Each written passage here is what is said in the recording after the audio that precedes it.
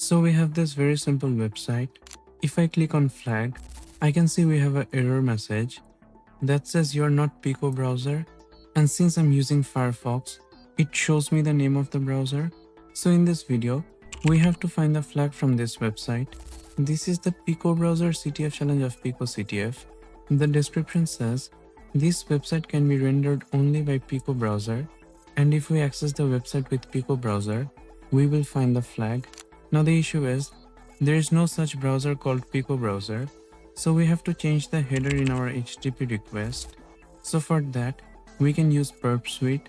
So I will turn on my Burp proxy, turn the intercept on, and click on flag, and I can see the request has been intercepted. I will right click and send this request to repeater. In the repeater tab, I can see this is the header of our HTTP request. HTTP header tells the server who we are so that the server can respond accordingly. It can contain metadata like the device, operating system, or the browser we are using. So suppose if you access a website on mobile, it will be formatted differently from when you access the same website with a desktop. So how does the website know when you're using mobile or desktop?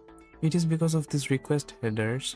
So in our case, I can see the user agent header was able to detect I'm using the Mozilla Firefox as my browser and I'm using the Linux operating system. We have some more information, so let me delete this, and since we need to be on the Pico browser, I'll copy the name here, paste it, and send this request with Pico browser as our browser. And I can see we received a response from the server. If I scroll down, I can see we found the flag.